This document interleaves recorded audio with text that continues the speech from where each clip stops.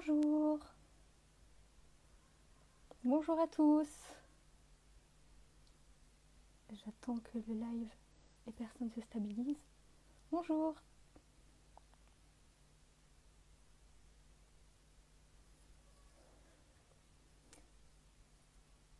Bonjour à tous. Merci d'être là. Super. Alors je vois Gabriella. Donc bonjour à tous. Moi je suis Vanessa. Je suis journaliste à Women's Sports. Aujourd'hui je prends le relais de Floriane pour accueillir Gabriella Papadakis qui va répondre à vos questions. Alors je l'invite tout de suite.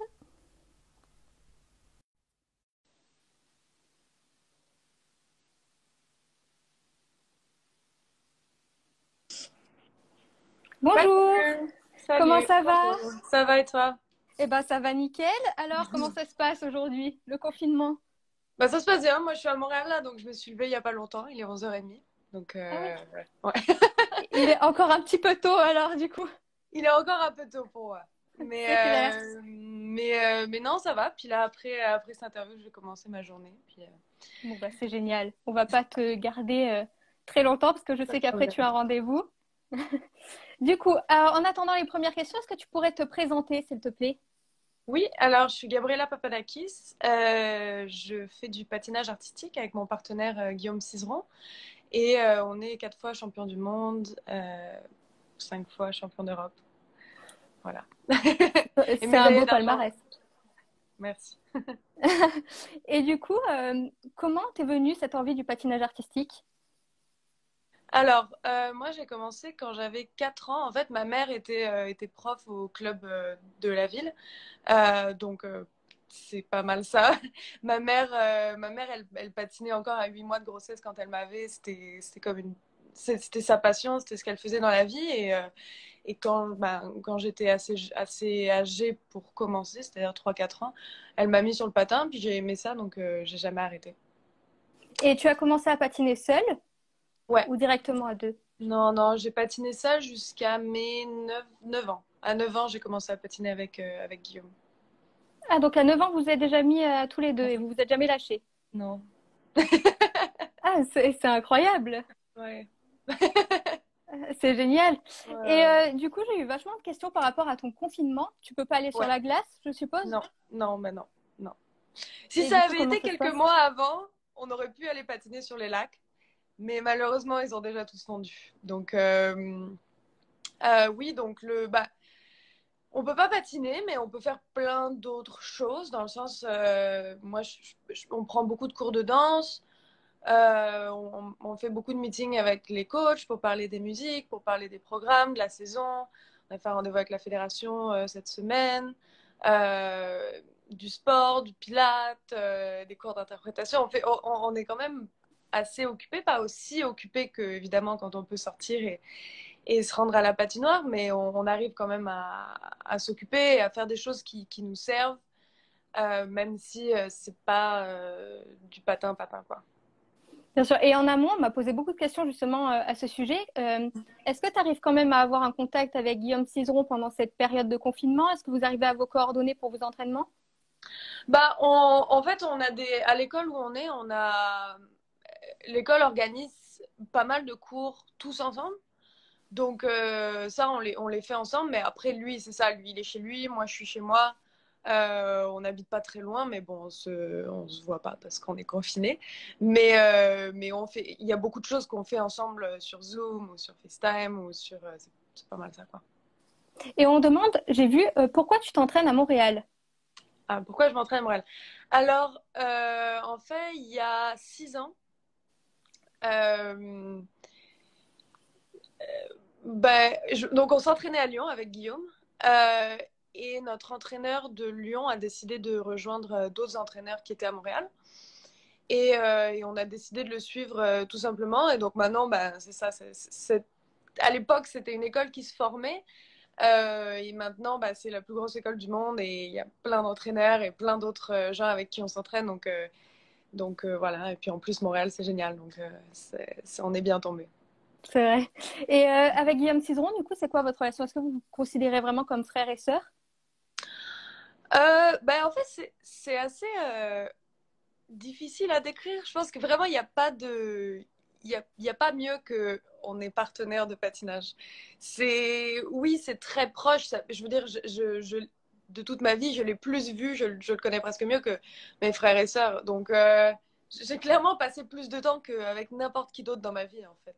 Donc, c'est sûr qu'on se connaît extrêmement bien. En plus, on partage notre carrière, donc on partage beaucoup de hauts, de bas, de stress, de pression.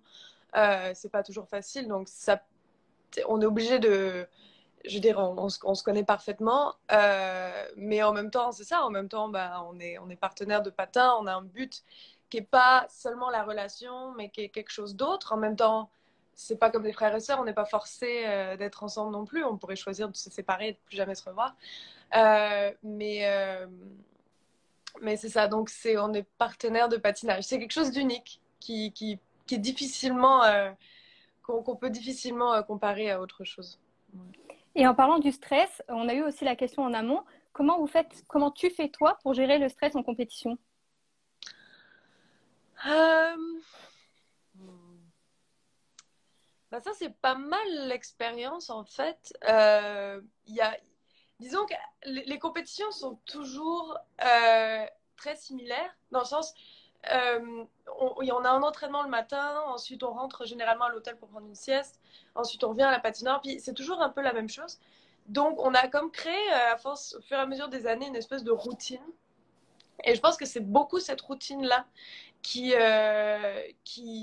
nous aide un peu à c'est se raccrocher à quelque chose qui est toujours la même chose pour pouvoir contrer le stress. Après, évidemment, le stress, il est toujours là, c'est toujours très stressant. Mais j'ai remarqué aussi ce que je fais un peu naturellement, c'est que dans la sieste qu'il y a entre l'entraînement du matin et la compétition dans l'après-midi, c'est que donc je vais faire une petite sieste, puis je vais faire des rêves, des cauchemars horribles concernant la compétition. C'est-à-dire que je vais faire le cauchemar de tout ce qui pourrait mal arriver. Mais c'est tout et n'importe quoi. Hein. Ah oui, Je me casse la jambe, ensuite j'arrive à la patinoire, j'ai pas mes ah, c'est costumes. dur quand même. Ensuite, finalement, j'ai changé de partenaire. Enfin bon, puis après, je patine, puis la glace, elle s'ouvre et je tombe dans le lac. Enfin Ah bon, oui, des trucs, ça part loin quand même. ça part très loin et c'est terrifiant. Mais le truc, c'est que je me réveille et je me dis, oh putain, c'est pas vrai. C'était juste un cauchemar. En fait, tout va bien se passer. En fait, Puis de tu toute façon, relativises. c'est ça, je relativise parce que je me dis, de toute façon, toutes ces choses-là, c'est quoi le pire vraiment qui pourrait arriver? Je veux dire, je vais pas tomber dans la glace, je vais pas oublier mon costume et devoir patiner à poil. Je veux dire, tout ça, c'est bon, c'est fait, c'est dans mes cauchemars, mais maintenant, le pire qui pourrait arriver n'a rien à voir avec ce que j'ai Ah, rêvé. effectivement. Ouais, donc ça, c'est vraiment quelque chose qui... Et quand j'ai pas cette sieste, et ben, en fait, c'est comme si j'ai besoin de penser à tout ce qui pourrait mal arriver pour qu'une fois que j'arrive à la patinoire et une fois que j'arrive sur la glace, je suis libérée de tout ça. Parce que si j'ai pas fait ça en amont, ben c'est là où je me mets à patiner, puis bam, je commence à réfléchir à oh putain, mais là je pourrais tomber. Et ben en général, ben là, dès que je me dis ça, ben je tombe. Donc, Et justement, comment on fait quand on tombe après pour se reconcentrer? euh, je pense que c'est beaucoup l'adrénaline, quoi. Parce Ouais. qu'il y a clairement un truc dans ta tête qui dit, bah voilà, t'es fichu, t'as perdu tant de points, c'est fini, tu pourras pas être sur le podium et tout. Mais tu te dis, bon, bah ouais, mais bon, il me reste 1 minute, 2 minutes, 3 minutes de programme. Ça fait appel beaucoup à la, comment dire, pride, genre la... À la Bon, fierté, non? voilà, la fierté, ouais. C'est ta fierté, tu te dis, bon, Je peux pas abandonner, quoi. je peux pas abandonner, faut que je rattrape un peu, faut que je rattrape un peu. Bref, maintenant que tu es là, de toute façon, tu as je sais pas combien de milliers de personnes qui sont en train de te regarder. Bon, faut rattraper Clairement. l'affaire, quoi. Et il y en a qui demandent d'ailleurs si le stress te rend pas plus forte, quelque part. Est-ce que c'est pas du bon stress qui te tient un petit peu Ah ouais, c'est sûr, en c'est sûr. Non, adrénaline? non, bien sûr. Bien sûr, les quelques compétitions, des fois, ça arrive que la compétition est pas si importante, ou alors par exemple, je me souviens, les championnats du monde juste après les jeux étaient finis, donc c'était fou. L'adrénaline qui s'en va, etc. 2 semaines après, tu as les championnats du monde, mais tu sais, tout le monde est un peu genre, on vient patiner 2 semaines après les Jeux, c'est un peu bizarre. Donc, t'as pas eu le temps de genre finir les Jeux, puis te remettre dans l'état d'esprit d'une compétition. Donc, t'arrives et t'es encore un peu genre un après-jeu, mais t'es pas vraiment dans l'état d'esprit de compétition, donc t'es pas stressé. Mais je me rappelle à cette compétition, justement, j'étais pas stressée. Parce que je me disais, bah, de toute façon, on était vraiment prêts avant les Jeux, on n'a rien perdu, ça va être bien, on va bien patiner, il n'y a pas de stress à avoir. Et ben, je me rappelle en rentrant sur la glace, je me suis dit, oh, mince, j'aurais dû stresser en fait. Parce que, et si genre, j'ai pas assez travaillé, puis justement, ben, c'est ça qui fait que quand le stress se passe pas avant de patiner, il se passera pendant que je patine. De toute façon, peu importe quelle compétition c'est, je vais me dire merde, attends, mais je suis pas concentrée ou donc c'est oui, évidemment le stress c'est quelque chose qu'il faut gérer pour pas que ça impacte la performance du mauvais côté, mais c'est sûr que c'est quelque chose qu'il faut prendre et qui apporte beaucoup de choses positives. Ouais. Oui, ça fait partie de la routine, comme tu disais, la routine d'avant en compétition, C'est quoi. ça, c'est ça. Ouais. Si je stressais pas l'après-midi et que je faisais pas de cauchemar, ça serait difficile le moment où j'en serais. Ça serait plus- Et justement, tu nous parlais des JO. Ouais. Quel souvenir tu retiens de ces JO? Euh, c'est drôle parce que on est resté peut-être 2 semaines, mais j'ai l'impression que c'est passé vraiment comme ça. Euh, j'ai l'impression que c'était beaucoup, beaucoup, beaucoup de stress avant la compétition. Et aussi beaucoup de... Je suis au jeu, j'ai jamais fait les jeux, je sais absolument pas à quoi m'attendre. Tout ce à quoi je m'attendais, c'est différent. Donc beaucoup aussi d'émerveillement, de surprise, d'adaptation. Et, et après les jeux où c'était juste genre, wow, qu'est-ce qui se passe? Beaucoup de médias, beaucoup de fêtes, beaucoup de choses différentes. Et c'est pas beaucoup de dormir aussi. Ouais. Parce que toute la journée, du matin au soir, on avait des trucs des médias, des machins comme ça. Et le soir, bah, évidemment, c'était un peu la fête et tout ça. Donc, c'était vraiment un avant et après la compétition, mais tellement intense que c'est comme si tout s'était un peu brouillé dans ma tête. Mais c'était beaucoup de choses extrêmement positives, beaucoup de déceptions, les deux en même temps.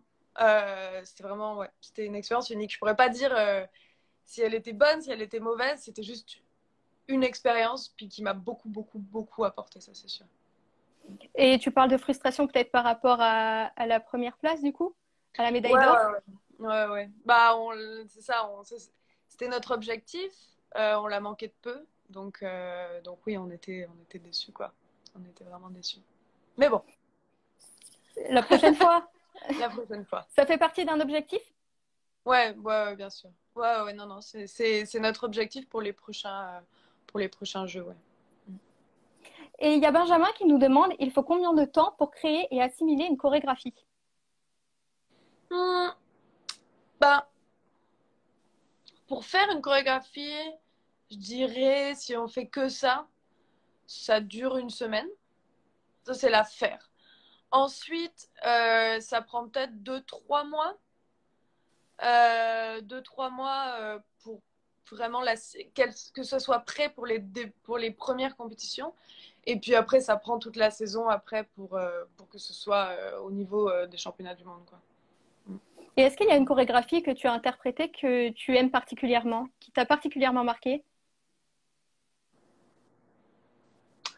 C'est dur de répondre à ça. Question piège. Ouais, non, c'est dur parce que toutes les chorégraphies, c'est des choses qu'on fait, nous. Donc c'est un peu comme des bébés. Oui, il y en a qu'on aime plus que d'autres, mais je dirais que toutes, généralement, on fait toujours en sorte de les aimer. C'est des musiques qu'on choisit, c'est les chorégraphies qu'on choisit, on travaille dessus beaucoup. On fait toujours en sorte d'aimer ça vraiment au maximum. Donc, non, c'est difficile là. C'est comme si on me demandait de choisir mes enfants. Là. Ah oui, c'est difficile. Et justement, il y en a en tout cas qui a marqué énormément le public, c'est Fame. Ouais. Alors, je sais pas pourquoi on a eu énormément de questions sur cette chorégraphie, à savoir si vous allez l'interpréter encore l'année prochaine. Bah alors ça, c'est le problème, c'est qu'on ne sait pas quand est-ce que ce seront les premières compétitions, on ne sait pas quand est-ce qu'on pourra recommencer à s'entraîner. Donc, on ne sait pas si on aura le temps de travailler une nouvelle chorégraphie ou pas, et ça dépend surtout de ça en fait. Si on a le temps, on créera une nouvelle chorégraphie. Si on n'a pas le temps, on gardera Fame. Mais je pense que pour tout le monde, le monde est un peu incertain en ce moment, donc c'est ça aussi, ça l'est. C'est incertain, ouais. On te propose de faire un tango en tout cas. Ça aussi, c'est beaucoup revenu. Alors, Ah oui. Bon, bah, je prends énormément. cette recommandation alors, merci. Exactement. Et est-ce que tu as eu un costume préféré? Pareil, la danse, le costume? Bah, j'ai beaucoup aimé mes costumes que j'avais l'année dernière pour le tango. Et puis aussi mon costume des Jeux Olympiques pour mon programme sur Beethoven. Ça, je pense que c'était mon costume préféré. Super simple, mais la forme, je l'ai trouvé belle et je trouvais qu'il allait très, très, très, très. Pour moi, il n'y aurait pas pu avoir un costume qui aurait mieux été avec ce programme. Donc, ouais, je pense que c'est mon préféré. Et comment on les choisit d'ailleurs, les costumes? Ben, c'est pas mal des discussions avec les entraîneurs, entre nous, avec la personne qui fait nos costumes aussi. On cherche des inspirations sur Pinterest, dans des vidéos. Euh, dans notre tête, on en parle et puis au bout d'un moment, il y a un dessin qui se fait. On dit ah oui, ça j'aime bien, ça j'aime bien, ça j'aime bien, ou pas, ou pas, ou pas. Et puis souvent, on en refait au fur et à mesure de la saison aussi parce qu'on se dit ah oui, ça c'était bien, mais on pourrait améliorer ça. Donc ouais, c'est pas mal ça le processus. Et en ce qui concerne tes entraînements, comment ça se déroule? Alors en compétition, parce que là c'est vrai que c'est un petit peu différent avec le confinement, mais en compétition, comment ça se passe? Combien d'heures par semaine? Combien d'heures par jour? Alors, normalement on a 3h30, quasiment 4 heures sur glace par jour. Ensuite, on a 2 ou 3 heures de gym par semaine, 1 ou 2 heures de ballet. Et puis après, ça dépend. Des fois c'est tout. Des fois, on a beaucoup de travail de sol avec notre prof d'interprétation ou nos profs de danse, etc. Donc, ça dépend. Il y a des journées, on est à l'aréna, puis on patine 4 heures et c'est tout ce qu'on a. Et d'autres journées, on commence à 8 heures et on finit à 19 heures, quoi. Donc, c'est vraiment, ça dépend. C'est Ouais. très aléatoire. C'est très aléatoire, mais on a toujours quasiment 4 heures sur glace. Ça, c'est toujours, c'est le minimum. Et est-ce que pour toi, tu penses que la reprise, elle va être compliquée après ce confinement? Bah, c'est sûr que ça va être un peu difficile de se remettre à patiner après, physiquement, puis aussi quitter la glace, c'est quand on revient, c'est toujours un peu wow, ça glisse. Mais Un petit peu. ouais, mais après les jeux, on s'était arrêté de patiner, je pense, pendant un mois et demi. Et puis c'est ça, évidemment, la première semaine, c'est un peu wouhou, les quelques premiers jours en fait, mais après, bah, ça va revenir. Je pense que c'est pareil, ça dépend en fait à quel point on a de temps pour se préparer avant les premières compétitions. Ça, c'est encore vraiment inconnu. On ne sait pas si les compétitions de début de saison vont être gardées, si elles vont être enlevées, si elles vont être décalées. On ne sait pas quand est-ce qu'on va revenir patiner. Donc, si on a 2 mois pour se préparer avant les premières compétitions, ça va être chaud. Si on a 6 mois, on va être tranquille. Et Donc, vous êtes bon pour décrocher de nouveaux records. ouais, bon, on espère. Vous On essayez. espère. Et il y a Florian qui nous demande si tu te projettes déjà sur l'après-carrière. Bah, c'est sûr que c'est quelque chose qui est dans ma tête. Je pense beaucoup à ce que j'ai envie de faire. Après, je pense que c'est aussi difficile de vraiment se projeter parce que quand on est vraiment à 100% dans quelque chose, donc comme là je suis dans le patin, si je pense trop à ce que je veux faire après, je vais moins me concentrer sur ce que je fais maintenant, ce que j'ai pas envie. Et donc oui, je pense à plein de possibilités de ce que je pourrais faire, plein de choses que j'aimerais faire. Après, je pense que c'est quelque chose que je vais vraiment plus, euh, genre, je vais plus trouver une fois que j'aurai arrêté. Puis je vais être plus sûre de ça une fois que j'aurai arrêté. Ouais. Tu penses que ce sera toujours dans le patinage? J'aimerais bien garder un pied dans le patinage, oui. Mais j'aimerais bien aussi découvrir d'autres choses, d'autres domaines. Donc, on verra. Et y a-t-il une anecdote, pardon, que tu as jamais dite et que tu pourrais peut-être nous raconter? sais pas, j'ai vu cette question défiler tout à l'heure. Une Bah, petite il y a anecdote. beaucoup de choses que j'ai jamais dit. Mais je sais pas si c'est très intéressant, quoi. Une Ça anecdote l'est que j'ai toujours. jamais dit. Je sais pas, faudrait être plus précis. Alors, une anecdote en compétition, pourquoi pas, sur les adversaires, je ne sais pas. Comment ça se passe d'ailleurs avec les adversaires? Quelle est votre relation avec les adversaires? Bah, ça dépend, mais en général, bonne. En fait, il y en a avec qui on s'entend mieux que d'autres, dans le sens où. Mais généralement, c'est plus des choses culturelles. C'est sûr que, par exemple, il y a beaucoup de Russes dans notre compétition et il y a toujours la barrière du langage qui fait que même si on s'apprécie beaucoup, on se dit bonjour, machin, on se connaît pas particulièrement très bien parce qu'il y a clairement une barrière linguistique qui se passe. Pareil avec les patineurs de l'Asie, etc. Même si on s'apprécie beaucoup, oui, évidemment, il y a quelque chose qui. Il y aura toujours une petite distance qui fait que je les connaîtrai moins que les autres patineurs européens, par exemple, ou nord-américains. Mais de manière générale, tout le monde est très respectueux. Il y a des patineurs, par exemple, le couple russe, Stepanova Bukin, avec qui on fait les mêmes compétitions. Ça fait, je sais pas, ça fait 7 ans. Et on se voit tout le temps dans les vestiaires et ils sont super cool, ils sont super respectueux. Mais tout le monde, je dirais que dans les gens qui patinent actuellement, il n'y a personne avec qui on a une mauvaise relation. Après, c'est les affinités comme partout. Mais non, il y a toujours une bonne ambiance. Puis dans les vestiaires, c'est pareil, c'est toujours une bonne ambiance. On rigole, on parle avant les compétitions. C'est vraiment bon enfant, quoi. Puis c'est parfait, c'est ça que j'aurais envie. J'ai déjà été dans des situations où j'ai eu des compétiteurs qui étaient peut-être moins, mais plus avant. J'ai l'impression que là, on est dans une nouvelle génération qui est moins comme ça, mais peut-être avant, il y avait cette idée que non, il fallait être distant, fallait mal se regarder, ou pas mal se regarder, mais il fallait un peu. Mais non, j'ai jamais aimé ça, puis j'ai jamais trouvé que c'était quelque chose de positif du tout. Moi, je préfère arriver dans un vestiaire, puis c'est comme, bah ouais, bah une fois qu'on va être sur la glace, ça va être chacun pour soi, puis ça va être le meilleur gagne. Mais en même temps, c'est juste du patinage. En plus, on fait tous la même chose. C'est galère. On sait que c'est galère. On fait, c'est ça. On est tous ensemble là-dedans. Puis je préfère cette ambiance-là. Alors, j'ai vu qu'il y a beaucoup de monde qui demande un scoop sur Guillaume. Scoop sur Guillaume. Il y en a beaucoup qui en veulent un, qui veulent Ah, bah là, voyons, une petite anecdote. vous me prenez pour une balance. Ouais, je pense. Ils veulent un petit scoop, quoi, quelque chose de croustillant. Quoi le truc de croustillant sur Guillaume? Bah déjà, il est vraiment drôle. Genre vraiment très très drôle. Mais il le montre pas tant, mais il est vraiment hilarant quand tu le connais. Euh, et puis en fait, ce qui est drôle, c'est qu'on a toujours les mêmes blagues que quand on avait 10 ans, en fait. Donc, Vous avez toujours la même complicité. on a toujours la même complicité, oui, puis on a toujours les mêmes inside jokes. Donc, des fois, c'est quand on se met à commencer. Par exemple, des fois, les fins de semaine, quand on est vraiment fatigué, on devient insupportable pour les coachs parce on n'arrive pas à s'arrêter de rigoler, en fait. On arrive, des fois, on a même du. Tu sais, quand la semaine a été très très dure, là, c'est vendredi soir. Puis on essaye de patiner, mais on explose de rire, mais toutes les 2 minutes.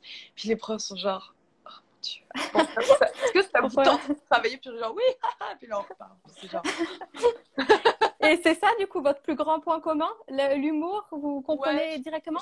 ouais, je pense que oui. Ouais, ouais. Ben, ben, même si on veut les mêmes choses dans le patin, je pense qu'on a des personnalités différentes. Puis il y a les choses qu'on aime faire à l'extérieur de la glace sont aussi différentes.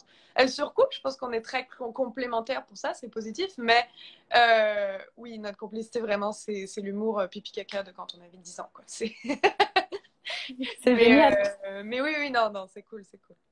Et à contrario, du coup, votre point qui diffère à tous les deux? Euh, hmm, Bah, par exemple, il peut être vraiment très maniaque sur. En fait, dès qu'on arrive avant une compétition, il va vouloir tout changer du programme. Ah, Ça, par exemple, et moi, je déteste le changement. genre, ça me fait flipper. Mais du coup, c'est un peu genre, lui, il veut trop changer et moi, je veux trop pas changer. Donc, c'est bien parce que du coup, même si des fois on se oh non, je suis comme non, mais je veux pas changer, on part en compétition dans 2 jours. Là, non, lui, genre, non, non, mais on part en compétition dans 2 jours, il faut tout changer. Mais du coup, ça se balance, quoi. Du coup, on change des choses qui sont nécessaires, mais pas trop en même temps pour pas que. Sinon, des fois, on se retrouve avec une chorégraphie différente, quoi. Mais Il y a un équilibre en fait entre vous deux, vous vous c'est complétez. ça. Mais sur beaucoup de choses comme ça, mais ça c'est un bon exemple, ouais. Sur lequel on est vraiment opposés, mais du coup, c'est parfait parce qu'on se balance. Et est-ce que tu aurais des modèles, alors que ce soit dans le patinage ou pas forcément, des sportifs qui t'inspirent? Bah, quand j'étais plus jeune, ma mère, elle me montrait beaucoup de vidéos de patins. Donc, il y avait beaucoup Thorville and Dean. C'était un couple anglais de l'époque qui était vraiment excellent et qui faisait des choses très nouvelles aussi pour le patinage à l'époque. Et en plus, on a eu l'occasion de travailler 2 fois avec Christopher Dean sur nos programmes. Donc ça, c'était super cool. Euh, et oh, il y a Florent qui me dit bisous. Bisous, Florent. Ah, salut, bisous.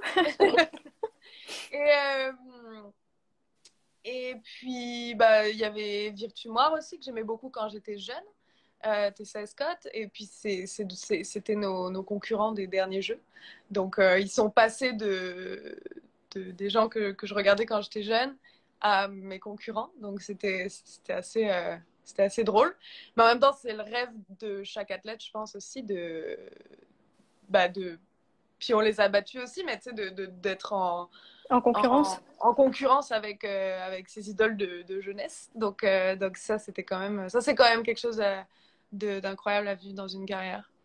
Et puis sinon, après, il y en a eu beaucoup. Hein. Il y en a eu beaucoup pour différentes raisons. J'ai toujours aimé regarder Stéphane Lambiel. C'est un patineur suisse.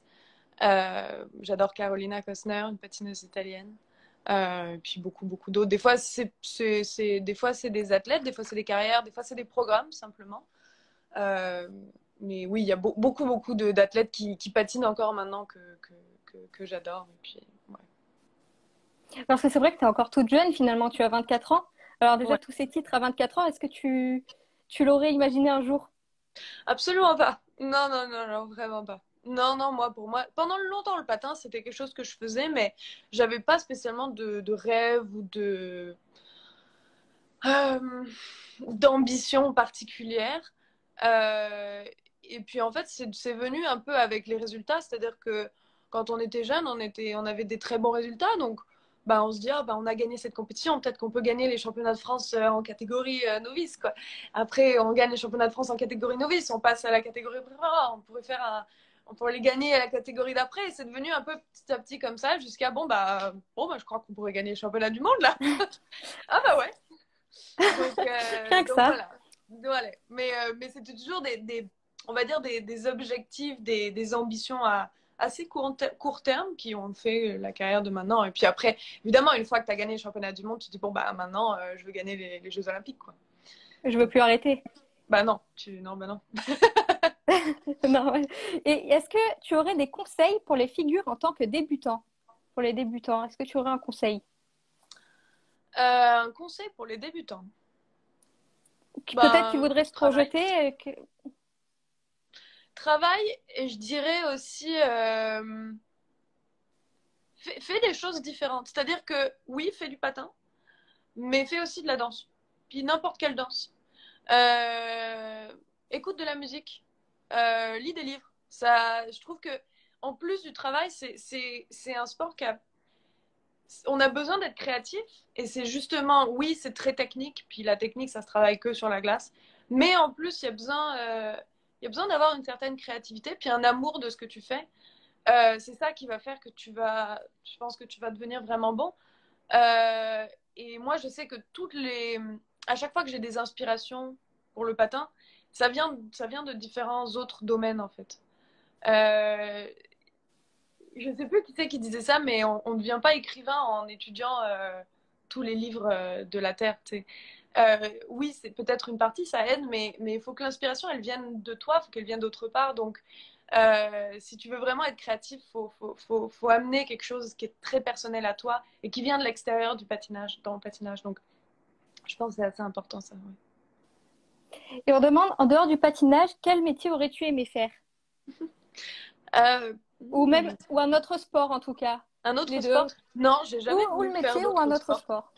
J'ai jamais voulu faire d'autres sports. J'aimais bien courir quand j'étais jeune. Il y avait des trucs que j'aimais bien faire. À un moment, je voulais faire du rugby, mais ça a jamais été. Je pense pas que j'aurais aimé faire un autre sport parce que le patinage, c'est un sport. C'est très sportif, mais il y a aussi une grosse part de et artistique et créative. C'est pour ça que j'aime le patinage. C'est un peu le mélange des deux. Puis je pense que puis en plus la sensation de patiner, c'est presque comme voler sur la glace. C'est quelque chose que non, j'aurais aucun autre sport. C'est le patinage ou rien. Mais par contre, oui, je pense que j'aurais quand même dansé, j'aurais fait de la musique. Et quand j'étais jeune, je voulais être écrivain, je voulais faire du théâtre. Donc, je pense, j'aurais plus fait d'autres pratiques artistiques que d'autres sports, en fait. Oui, tu serais quand même allé dans l'art finalement. Ouais, je pense. Ouais. Et on te demande où est-ce que tu trouves la créativité? Bah, c'est tout, n'importe où. J'aime beaucoup lire, donc des fois c'est ah bah il y a cette histoire avec cette relation. Je pense que ça pourrait aller avec un tel type de musique, ou des fois c'est des musiques, des films, des spectacles de danse, beaucoup. Euh, Puis souvent c'est des mélanges un peu de tout ça quoi. C'est ah ouais j'ai vu un spectacle de danse, j'aime bien ce style-là, mais en même temps j'ai vu un autre dans ce film-là, j'adore leurs costumes. Puis il y a cette histoire que j'ai lue, puis tu fais un mélange, puis ça fait un truc à toi quoi. Mais oui, et puis après, c'est pas que moi. Hein. Il y a Guillaume, il y a mes entraîneurs. Tout le monde est très inspiré, très créatif. Donc, les idées, c'est pas ce qui manque. C'est plus les choisir qui est difficile. Ah ouais, et comment ça se passe du coup pour les choisir? Qui a le dernier mot en général? Nous, ça, c'est sûr que c'est nous qui avons le dernier mot parce que c'est nous qui les faisons. Donc, on ne pourrait pas faire quelque chose qui vienne pas vraiment de nous. Mais c'est comme si ça devenait évident, en fait. En fait, quand le choix n'est pas évident, c'est qu'on n'a pas encore la bonne idée. Généralement, c'est ça. Ça vient de manière évidente. La musique arrive, puis tu es genre, ah bah oui, c'est sur ça qu'on doit patiner, quoi. C'est presque, c'est un peu magique. Moi, j'aime bien le penser comme ça. Mais que les idées viennent à nous plutôt que l'inverse, en fait. Il faut avoir en fait un petit coup de cœur pour la musique en quelque sorte. Ah ouais, c'est sûr. Puis des fois, ça arrive aussi qu'on trouve une musique, puis on est comme, ah ouais, c'est génial, mais on sent que c'est pas cette année. Non, c'est pas le moment. Et 4 ans après, 5 ans après, des fois, on est genre, ah bah ouais, là, c'est le moment de patiner sur cette musique. C'est arrivé pas mal de fois, ça. Donc, euh, donc ouais, c'est ça. Je dis, des fois, les musiques arrivent, les idées arrivent, mais des fois, c'est pas le moment. Des fois, faut attendre. Des fois, j'ai l'impression, il y a quelque chose qui semble évident, en fait, quand on choisit une musique. Mm. Ok, alors il est 18h05, on va prendre les deux Ouais, dernières questions, je parfait. pense, pour après te libérer. Oui. Est-ce que vous créez vous-même les chorégraphies avec Guillaume? Alors ça, je crois que tu nous en as parlé tout à l'heure. Donc oui, c'est vous qui faites les chorégraphies. Non. Généralement, on travaille avec des chorégraphes, que ce soit les coachs avec qui on s'entraîne euh, quotidiennement ou d'autres chorégraphes, des fois des chorégraphes de patinage, des fois des chorégraphes de sol. Donc oui, on, on a notre input dedans, dans le sens où oui, on prend part à la création, mais c'est pas juste nous deux, non, on travaille avec d'autres gens aussi. Oui, mais ça vient aussi de vous, en fait, vous participez à la chorégraphie, Ah c'est ça? Mm. ouais, quand même. Alors, on demande si tu as eu des problèmes à t'accepter ou à accepter ton corps. Alors, est-ce que des fois, peut-être tu as douté ou... Oh, bah, qui n'a pas eu ce genre de Je pense problème, qu'on est hein? tous passés par là, de toute façon, On donc... est tous passés par là, hein, bah, c'est sûr, moi aussi. Bah oui, évidemment, mais oui, je veux dire, bon, rentrer dans les détails ou pas, mais bien sûr que on est tous passés. C'est rare, hein, en fait, les gens qui diront, oh, bah non, moi je me suis toujours aimée, j'ai toujours trouvé que j'étais parfaite. Non, moi j'en ai jamais rencontré en tout cas. Mais non, évidemment que pendant longtemps, ouais, surtout dans l'adolescence, là, c'est dur. difficile. C'était difficile. Ouais, bah oui, bien sûr, j'ai toujours eu beaucoup de complexes jusqu'à, bah, je pense, de moins en moins. Puis ça fait partie aussi de devenir adulte, je pense, c'est s'accepter comme on est. Puis des fois, notre corps change aussi. C'est difficile d'apprécier ces changements-là. Mais, euh, mais, mais il faut accepter ce qu'on ne peut pas changer. Puis trouver la beauté aussi dans nos caractéristiques personnelles. Genre, j'ai remarqué que me faire prendre en photo, mais décider un peu comment comment, en fait, ça m'a beaucoup aidé à apprécier mon corps beaucoup, de le voir plus comme une œuvre d'art que comme quelque chose qui doit fitter quelque chose. Donc oui, maintenant, j'apprécie énormément tous mes traits de visage ou tous mes traits de corps qui font que c'est unique et c'est juste moi qui les ai, alors que c'est souvent des traits que j'ai eu, j'ai pu avoir des complexes avant, quoi. Mais, En tout cas, on te dit que tu vas pas avoir de complexe. J'ai vu que oh, tu étais bah, parfaite et tout ça. J'ai eu beaucoup de messages passés. Donc, je te l'ai personne ne dit. l'est. Personne ne devrait avoir de complexe. Et pour finir, donc la dernière question, qu'est-ce qu'on pourrait te souhaiter pour le futur? De la paix intérieure. Je pense que ça, c'est le moteur de tout. Donc, je pense que c'est ça que j'aimerais. Ben, que j'aimerais plus développer et puis garder. Ouais, la paix intérieure. Puis je le souhaite à tout le monde. Ouais. C'est gentil. Bon, bah super. Et ben merci beaucoup alors en tout cas d'avoir participé à ce live. Ouais. C'était Merci, super. ben, merci à toi. Passe une Bah bonne merci. journée. Merci, c'est gentil à toi Merci à tout aussi. le monde d'être venu. Exactement. Merci à tous d'avoir suivi ce live et restez connectés parce qu'il y en a beaucoup d'autres qui arrivent. Et voilà. Merci beaucoup. Merci Au beaucoup. revoir. Au revoir.